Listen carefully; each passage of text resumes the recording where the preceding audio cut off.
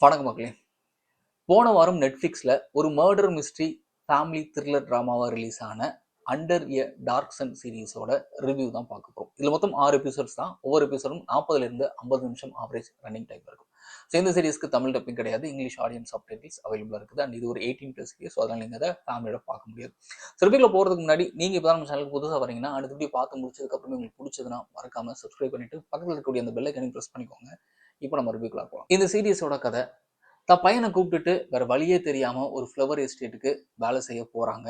அங்க போன அடுத்த நாளே அந்த எஸ்டேட்டோட ஓனர் இறந்து போக, அவர் இறந்ததுக்கு ஹீரோயின் தான் காரணம்னு சொல்லிட்டு அவங்க மேல அந்த கொலையை ஃப்ரேம் பண்ண, அதிலிருந்து இவங்க வெளியில வர்றதுக்கு எடுக்கக்கூடிய முயற்சிகள் என்ன, அண்ட் அது மட்டும் இல்லாம உண்மையாவே அவரை கொலை செஞ்சது யாரு, அவங்களுக்கும் நம்ம ஹீரோயினுக்கும் என்ன சம்பந்தம், இதெல்லாம் தான் வந்து இந்த சீரியஸோட கதை. இந்த சீரியஸ்ல எனக்கு ரொம்ப பிடிச்ச விஷயங்களை ஃபர்ஸ்ட் வெறும் 6 எபிசோட்ல நல்ல ட்விஸ்ட் அண்ட் டர்ன்ஸ் வச்சு ஒரு சூப்பரான திரைக்கதையில சீரியஸை கொடுத்துருக்காங்க.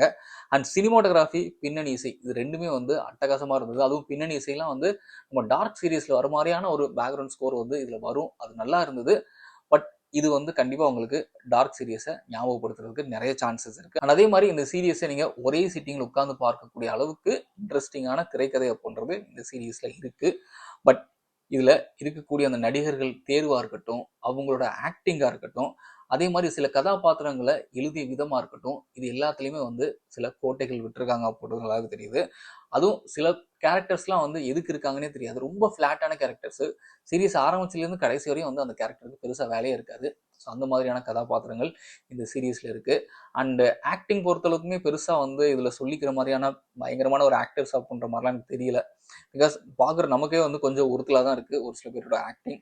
அண்ட் அதே மாதிரி அந்த ட்விஸ்ட் அப்புன்றது கடைசியில் செம்மையாக இருந்தது. அண்ட் அந்த கொலைக்கான மோட்டிவ் அப்புன்றது பெருசாக கன்வின்சிங்காக இல்லை. ஸோ அதனால என்னவோ தெரியல, கிளைமேக்ஸ் வந்து அந்தளவுக்கு உட்காரல. உங்களுக்கு மர்டர் மிஸ்ட்ரி அண்டு திரைக்கதை இன்ட்ரெஸ்டிங்காக இருந்தால் போதும் அப்படின்னு நினைக்கிறவங்களுக்கு தாராளமாக இந்த சீரியஸ் சூப்பராகவே ஒர்க் அவுட் ஆகும்.